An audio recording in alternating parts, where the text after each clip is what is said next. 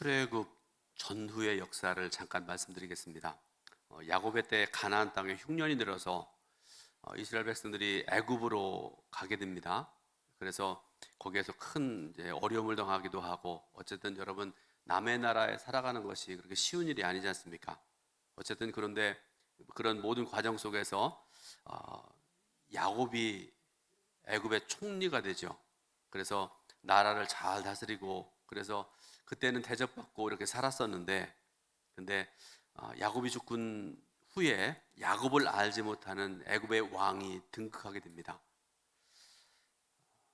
그래서 이스라엘 백성들에 대해서 생각이 달라지고, 그래서 이스라엘 백성들에 대한 핍박이 심해지니까 백성들이 너무나 고통스럽고 힘들으니까 하나님께 기도하고 또 기도의 응답을 받게 됩니다. 그래서 하나님께서는 모세라는 사람을 보내시고 당시에 최고의 권력을 가지고 있던 애굽의 왕 앞에서 10가지 재앙을 행하게 하십니다. 그래서 그 강팍하던 이 바로로 하여금 온전히 굴복하게 하시고 이스라엘 백성들을 애굽에서 이끌어내십니다. 그러면 출애굽하는 것으로 끝나는 줄 아는 사람도 있고 그런데요, 근데 그게 아니었습니다. 출애굽에서 가나안에 들어가기까지 40년 동안 걸렸다, 이렇게 말씀을 하시는데요, 여러분, 애굽에서 가나안까지의 거리는 차를 타고 가면 여러분 몇 시간이면 갈 수 있는 그런 짧은 거리거든요. 근데 이 사람들이 60만 원 되는 사람들이 걸어서 또 쉬고 또 여러 가지 일들 때문에 뭐 쉬었다 가고 또 이렇게 여러 가지 이유들 때문에 학자들이 하는 얘기예요. 좀 빨리 가면 2개월, 아니야 2주, 천천히 가도 한 달이면 족하다, 이렇게 얘기를 합니다. 그런데 이스라엘 백성들은 이 시간 동안에 엄청난 고난과 고통을 겪게 됩니다. 그런 과정에서 그 불평 많고 불순종과 우상 숭배에 찌들었던 60만의 백성들을 이끌고 출애굽했던 모세가 120세가 되어서 죽어서 느보산에 묻히게 되고요, 모세의 뒤를 이어서 이스라엘 민족을 이끌어갔던 사람이 여호수아라는 사람입니다. 그래서 그가 가나안 정복 전쟁을 통해서 가나안 성에, 가나안 지역의 백성들과 함께 입성하게 됩니다. 여기까지면 되는 줄 알았습니다.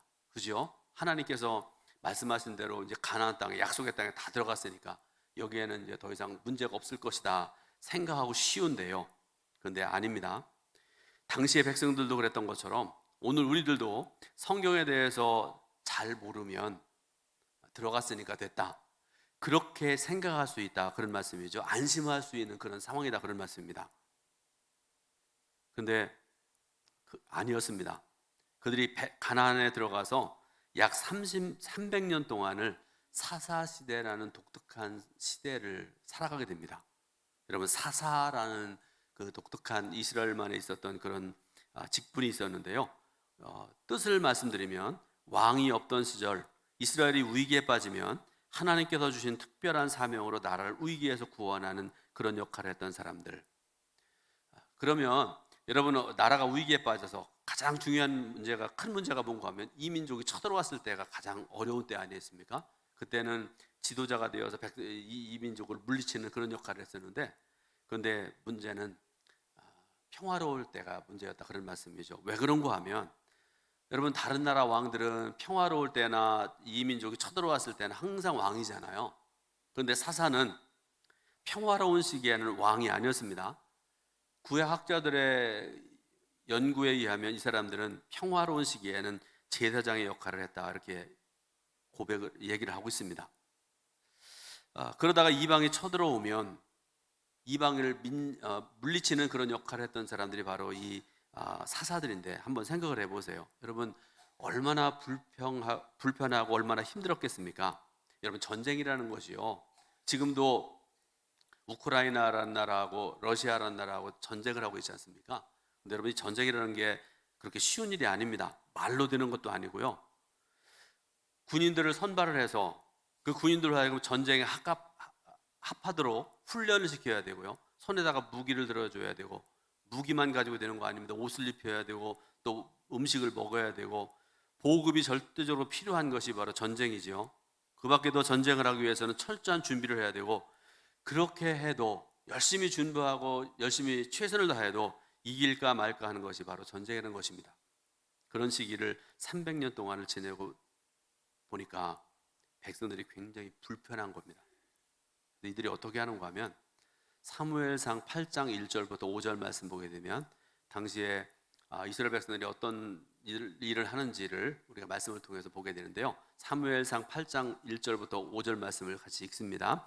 사무엘이 늙음에 그의 아들들을 이스라엘 사사로 삼으니 장자의 이름이 요엘이요 차자의 이름은 아비아라. 그들이 브엘세바에서 사사가 되니라. 그의 아들들이 자기 아버지의 행위를 따르지 아니하고 이익을 따라 뇌물을 받고 판결을 굽게 하니라. 이스라엘 모든 장로가 모여 라마에 있는 사무엘에게 나가서 그에게 이르되 보소서 당신은 늙고 당신의 아들들은 당신의 행위를 따르지 아니하니 모든 나라와 같이 우리에게 왕을 세워주소 우리를 다스리게 하소서 한지라. 아멘. 전부터 어른들이 하셨던 말씀 중에 자식 교육 부모 마음대로 안 된다, 그런 말씀들을 많이 하셨습니다. 그죠? 저도 세 딸의 아버지인데 저는 이 어른들이 하셨던 말씀들이 성경 말씀 다음으로 진리의 말씀이라고 생각을 해요. 내가 원하는 그런 자녀로 잘 안 자라는 경우들이 많은 것 같습니다. 부모 말 잘 안 듣고 이제 좀 나이 먹으면 머리 커졌다고 말 안 듣잖아요. 왜 제가 이 말씀 드리는가 하면 오늘 우리가 사무엘상 8장 1절부터 5절 말씀을 읽었는데요. 여러분 사무엘이라는 이스라엘 민족에 있어서 가장 위대했던 믿음 좋았던 사사고 지도자였던 이 사무엘이라는 사람, 그의 아들들 이름이 나오잖아요. 장자가 요엘이고 차자의 이름은 아비아라. 그들이 아버지의 뒤를 이어서 브엘세바에서 사사가 됐다, 이렇게 말씀을 하세요. 근데 문제는 아버지 사무엘은 그렇게 신실하고 존경할 만한 그런 훌륭한 지도자였던 데 반해서 그 아들들은요, 오늘 성경에 뭐라고 말씀하는가 하면 아들들이 자기 아버지의 행위를 따르지 아니하고 이렇게 말씀을 하세요. 이익을 따라 뇌물을 받고 판결을 굳게 하고, 그러니까 백성들이 볼 때에, 모든 백성들이 볼 때에 이 두 아들들을 사사로 우리가 존경하고 살아가면 나라에 희망이 없다, 그렇게 생각했던 것 같습니다. 그 신실한 사무엘의 아들들이 이런 아들들로 자랄 줄을 어떻게 알았겠습니까? 어찌되었든 조금 전에 읽은 말씀을 보니까 나라의 꼴이 말이 아니었을 때 이스라엘의 모든 장로가 모여서 의논하고 내린 결론이 나라가 이렇게 된 것이 왕이 없었기 때문입니다, 이렇게 결론을 내고요, 사무엘에게 찾아가서 우리도 이방처럼 왕을 세워주십시오, 이렇게 요청을 했다는 그런 말씀입니다. 자, 그런데 여러분, 우리가 잘 알잖아요. 당시에 하나님께서 이스라엘의 왕이셨는데 그들의 눈에는 눈에 보이는 왕을 원했던 것입니다. 비록 백성들의 기도가 바람직한 것은 아니었지만 하나님께서는 선한 방법으로 그들의 기도에 응답을 하셨습니다. 그래서 하나님의 응답에 따라서 왕이 되는 과정, 사울이 왕이 되는 과정이 오늘 본문을 중심으로 묘사한 그런 내용들입니다.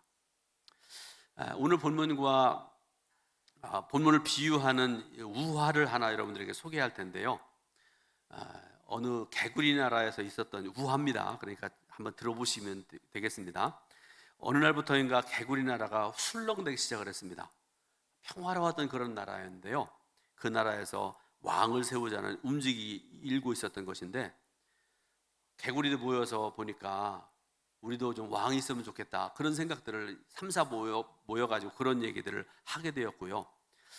그래서 개구리 왕이 세워지면 지금보다 더 행복할 것만 같다는 그런 생각을 한 것이죠. 그래서 개구리 중에 제일 나이 먹고 지혜로운 어른을 뽑아서 제우스 신을 찾아가겠습니다. 그래서 나이 든 개구리가 제우스 신을 찾아가서 그 의견을 전합니다. 제우스 신이여, 우리에게도 왕을 세워주십시오, 그렇게 요청을 해요. 제우스가 가소롭다는 듯이 쓴웃음을 짓더니 다음날 어떤 일을 했는가 하면 개구리 나라의 연못에 막대기 하나를 던져주었습니다. 막대기 하나요? 개구리들이 왕이 오셨습니다, 왕이 오셨습니다 그러면서 크게 외치면서 신이 나서 모여들었습니다. 그리고 숨을 죽이고 왕이 내리는 명령을 기다리는데, 그런데 한나절이 지나고 하루가 지나도 움직일 줄 모르는 거예요. 이상하게 생각한 개구리들이 점점 가까이 가서 나무 막대기를 건드기도 하고 올라타 보기도 했습니다. 근데 역시 아무런 반응이 없습니다. 다음날 실망한 개구리 지도자가 제우스를 다시 찾아갔습니다. 신이시여, 멋진 지배자가 될 수 있는 살아있는 왕을 보내주셔서, 이렇게 요청을 합니다. 제우스는 고개를 끄덕이더니 곧 물뱀을 왕으로 보내줬습니다. 그 순간부터 물뱀이 개구리 나라의 왕이 되어서 연못을 이리저리 헤엄쳐 다니기 시작을 합니다. 하는 짓이 뭔가 하면 만나는 개구리마다 하나씩 잡아먹기 시작을 합니다. 이 우화의 결론이 이렇습니다. 하나님 대신 새 왕을 요구한 이스라엘, 이 개구리들과 무엇이 다른가? 이렇게 질문하면서 이 우화를 끝을 맺고 있습니다. 다시 본문으로 돌아갑니다.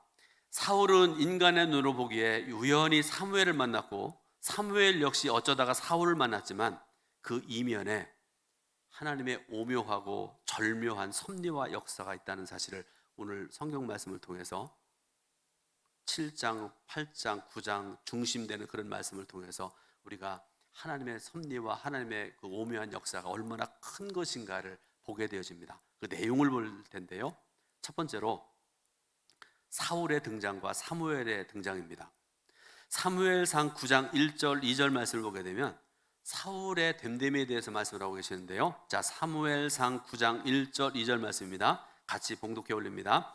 베냐민 지파에 기스라 이름하는 유력한 사람이 있으니 그는 아비엘의 아들이요 스롤의 손자요 베고라스의 증손이요 아비야의 현손이며 베냐민 사람이더라.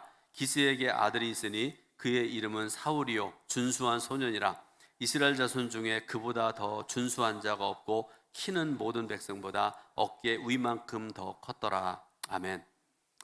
어느 키가 작은 목사님, 스스로 생각하기에 나도 용모가 좀 부족하다 생각했던 그런 목사님이 이 말씀을 설명을 하다가 성도를 향해서 자신 있게 이렇게 말했다고 그래요. 여러분, 어렵게 생각하지 마시고 저를 보세요. 저와 반대로 생각하시면 될 것 같습니다. 사울은 베냐민 지파에 속했다고 말씀하시는데요. 이 지파는 옛날이나 지금이나 여전히 연약한 그런 지파입니다. 그래서 그가 이스라엘의 왕이 될 가능성이 거의 없습니다. 여러분, 요새 내년이면 선거하잖아요. 선거를 하는데 여러분들 많은 그 선거에 출마한 사람들이 인구가 많은 곳에 자기를 지지하는 사람들이 많은 곳을 찾아가잖아요. 그러면 가능성이 있으니까요. 그러면서 사울이라는 사람 보세요. 자기의 지파, 베냐민 지파는 12지파 중에 가장 작은 지파, 그리고 자기의 가문은 베냐민 지파 중에 가장 작은 가문에 속한 사람이기 때문에 저는 지도자가 될, 또 왕이 될 만한 그런 여지가 없습니다 하는 그런 거 아니겠습니까? 반면에 말씀을 보게 되면요, 사울의 용모가 뛰어났다는 것을 알 수 있는 그런 말씀이 나오잖아요. 키가 다른 사람보다 어깨 위에 더 크다, 그렇게 말씀하고 계세요. 잘생긴 용모를 가지고 있는 그런 사람이다, 그런 말씀입니다. 그런데 여러분 한번 보세요. 세계적으로 지금도 200여 개의 나라들이 있는데요, 용모 가지고 대통령 수상 뽑는 거 아니잖아요. 물론 역사를 보게 되면 미국의 가장 대표적인 잘생긴 그 능력이 있었던 왕 중에 하나가 존 F 케네디 대통령, 여러분 아시잖아요. 참 잘생겼고 가정도 괜찮고 아주 괜찮은 그런 사람도 있지만 어떤 면에서 보게 되면 나보다 못한 사람도 굉장히 많아요. 저는 미남 중에 미남입니다. 여러분들 미연 중에 미녀 같은.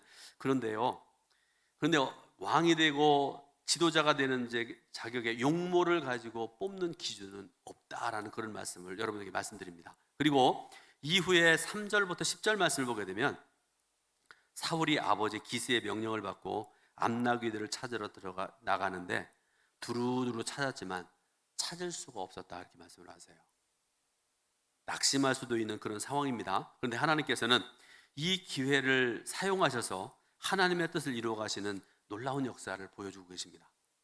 자, 사울과 사환이 암나귀를 찾다가 어디까지 가게 되는가 하면 그들이 살던 곳에서 멀리 떨어진 수비란 땅에 이르게 됩니다.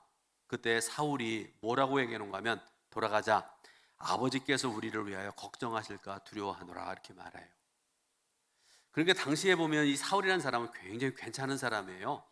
아버지 말씀에 순종하고 아버지가 걱정하실까 봐 빨리 돌아가야 된다 그렇게 얘기할 줄 아는 그런 아들이었다, 그런 말씀입니다. 그런데 그때 사환이 뭐라고 얘기하는가 하면, 보소서, 이 성읍에 하나님의 사람이 있는데 존경을 받는 사람이라 그가 말한 것은 반드시 다 응하리니 그리고 그리로 갑시다.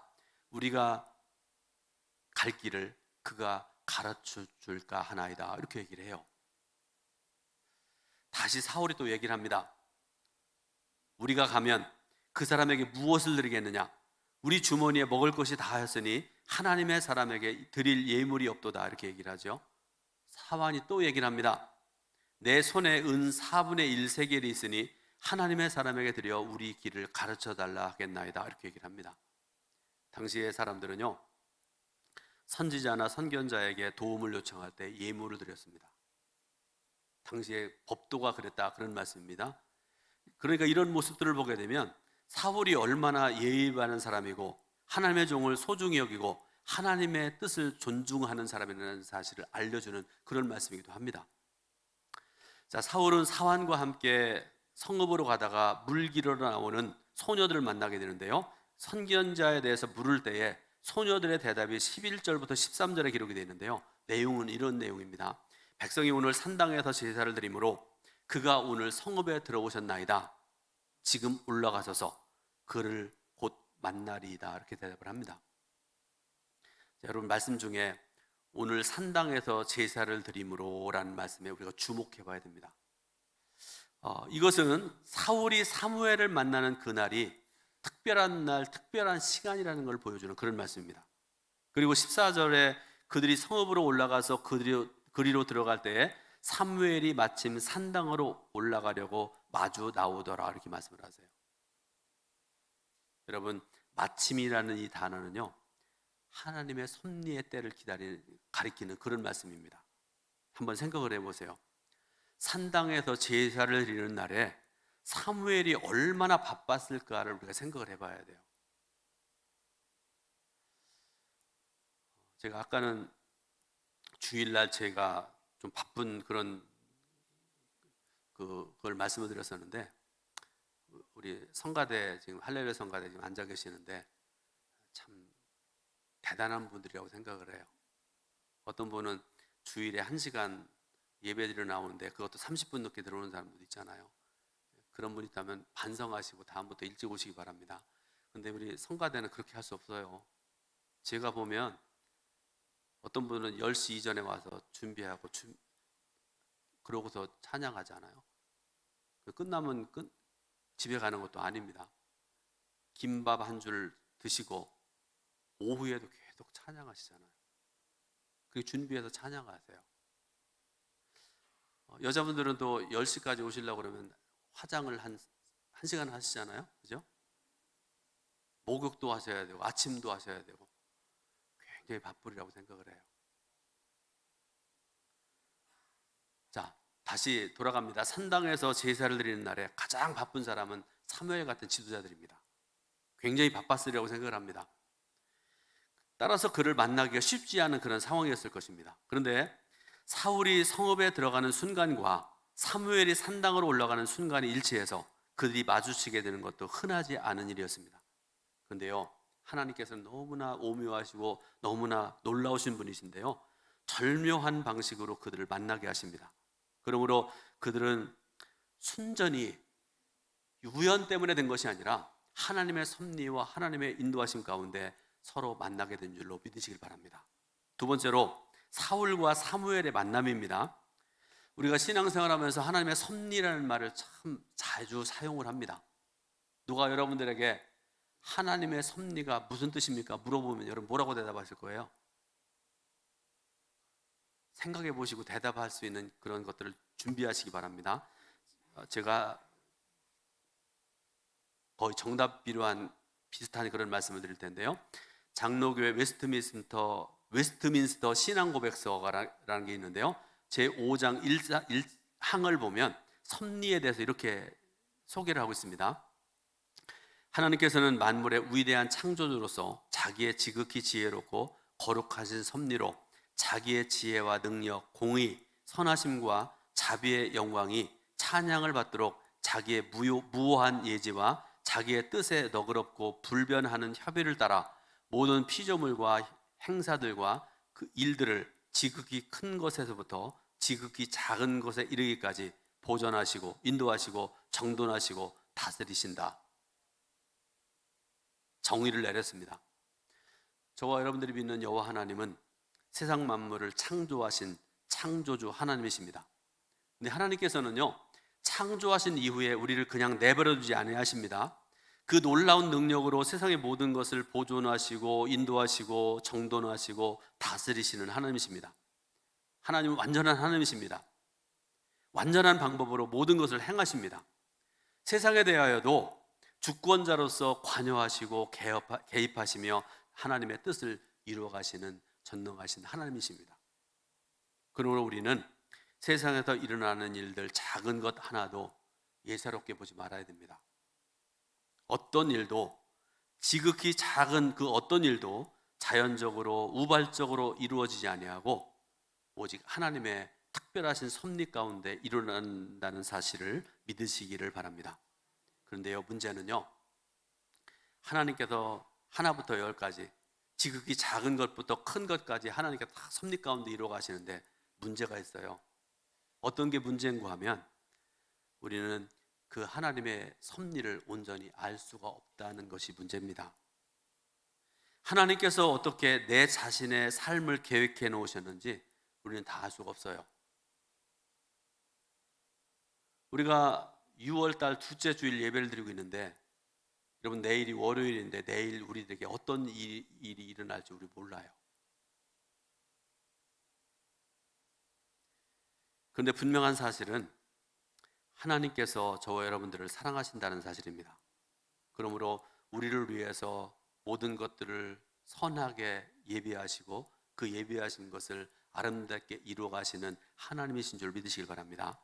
사울은 자신이 사무엘 선지자를 만날 것이라고는 생각조차 하지 못했습니다. 그리고 자신이 이스라엘의 왕이 되리라는 것도 오늘 본문에도 반복해서 말씀하잖아요. 저는 왕이 될 만한 그런 것이 없습니다. 꿈조차 꾸지 못했을 것입니다. 그런데 하나님께서 이루셨습니다. 세 번째로 하나님께서 사무엘에게 사울을 만날 것을 미리 말씀을 하세요. 사울이 이스라엘의 왕이 되리라는 것이 하나님의 크신 섭리 가운데 된 것임을 알게 하는 것이 오늘 우리가 함께 읽은 본문을 포함한 9장에 자세히 기록이 되어 있습니다. 자, 오늘 그 내용들을 여러분들에게 마지막으로 좀 말씀드릴 텐데요. 먼저 15절부터 16절 말씀을 같이 한번 봉독해 올립니다. 사울이 오기 전날에 여호와께서 사무엘에게 알게 하여 이르시되 내일 이맘때에 내가 베냐민 땅에서 한 사람을 내게로 보내리니 너는 그에게 기름을 부어 내 백성 이스라엘의 지도자로 삼으라. 그가 내 백성을 블레셋 사람들의 손에서 구원하리라. 내 백성의 부르짐이 내게 상달되었으므로 내가 그들을 돌보았노라 하셨더니 아멘. 참 놀라운 말씀입니다. 하나님께서는요, 사무엘에게 사울을 만날 것을 미리 가르쳐 주시면서 사울을 이스라엘의 왕으로 세우라고 명령을 하십니다. 그러므로 다시 말씀드립니다. 사울과 사무엘의 만남은 하나님의 크신 계획과 섭리 가운데 이루어진 것입니다. 두 번째로 17절부터 21절에는 사무엘과 사울이 만나서 대화하는 장면이 기록이 되어 있습니다. 하나님께서 사무엘이 사울을 보낼 때 뭐라고 말씀하게 하시는가 하면 보라, 이는 내가 네게 말한 사람이니 이가 내 백성을 다스리라 이렇게 말씀을 하세요. 하나님께서 말씀하게 하셨다 그런 말씀입니다. 그 다음에 22절부터 24절 말씀 보면 사무엘이 사울과 그의 사환을 인도해서 함께 식사하는 모습이 기록이 되어 있습니다. 그런데 여러분 보세요. 당시에 사무엘과 사울의 그 위치를 한번 생각을 해보세요. 사무엘은 모든 이스라엘 백성들이 존경하는 지도자입니다.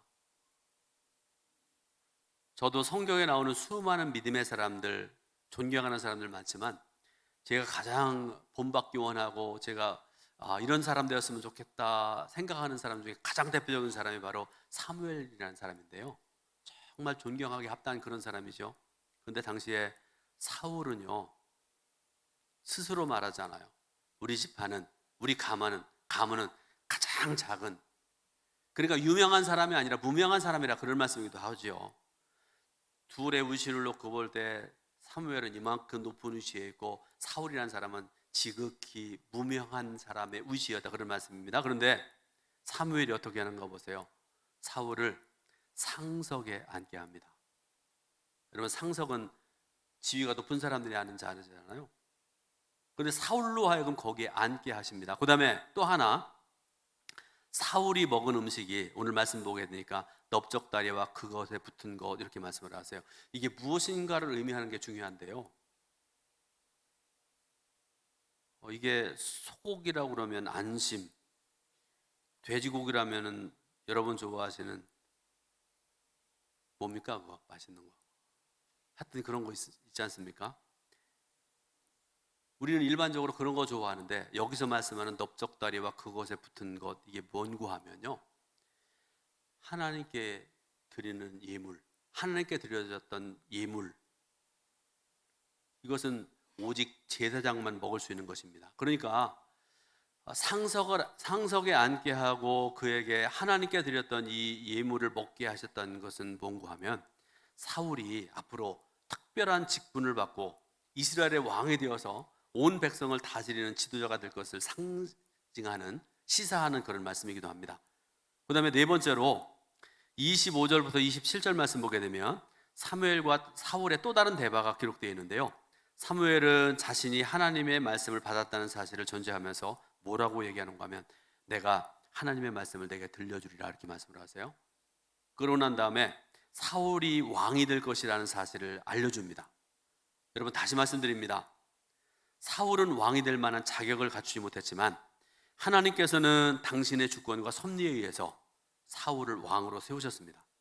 이런 본문이 오늘 우리에게 주시는 교훈이 결론적으로 두 가지가 있는데요, 결론적으로 말씀드립니다. 첫 번째로, 하나님은 세상에서 일반적으로 일어나는 일을 사용하셔서 하나님의 뜻을 이루어 가시는 하나님이라는 사실입니다. 부족한 인간의 눈으로 보기에는 그냥 일어나는 일이지만, 그죠? 세상에 일어나는 일, 나라에, 세상에 일어나는 모든 일들, 우리가 보기에는 그냥 일어날 수 있고 그런 일이죠. 그렇게 생각할 수 있다, 그런 말씀입니다. 그러나 하나님께서는요, 우리가 여상히 여기는 그런 일을 통해서 하나님의 놀라운 역사를 이루어 가신 하나님이십니다. 두 번째로, 하나님은 좋지 않은 상황을 좋게 만드신 하나님이십니다. 이스라엘 백성이 하나님께 왕을 세워달라고 잘못된 요구를 했지만 하나님께서는 당시에는 그래도 변질되기 이전에 사울 아닙니까? 사울을 세우셔서 그들의 왕을 세우시는 놀라운 은혜를 베푸셨다는 그런 말씀입니다. 하나님의 섭리는 취소되거나 거부되지 않습니다. 하나님께서는 반드시 당신의 뜻을 이루시는 하나님이십니다. 어떤 경우에는 이 사람이 보기에 좀 부족해 보여도 좋은 동역자를 세우기도 하시고요, 그를 훈련시키기도 하셔서 하나님께서 그에게 허락하신 그 사명을 감당케 하시는 참 좋으신 하나님이십니다. 그러므로 오늘 저 여러분들이 이 사실을 깨달으시길 바라고요, 마음의 소원을 항상 하나님께 두고 살아가시길 바라고, 하나님께서 여러분들을 기름 부으시고 하나님께서 쓰시는 그런 거룩한 사람, 축복의 사람 되시기를 주님의 이름으로 축원드립니다. 기도하겠습니다. 하나님의 은혜, 크신 사랑을 감사드립니다. 귀한 주일에 예배 드릴 수 있도록, 하나님을 찬양하고 영광 돌릴 수 있도록, 말씀 들을 수 있도록 은총 베푸신 하나님 감사드립니다. 이 시간에 들은 말씀 행하고 실천하며 살아갈 수 있는 저희들 모두가 될 수 있도록 인도하여 주옵소서. 하나님의 섭리와 오묘한 진리 가운데 모든 것들을 이루시는 여호와 하나님을 찬양하고 하나님의 뜻에 순종하고, 그래서 아버지 사무엘같이 아름답게 귀하게 쓰임받는 저희들 모두가 될 수 있도록 은총과 사랑 베풀어 주옵소서. 예수 그리스도의 이름으로 기도드립니다. 아멘. 하나님께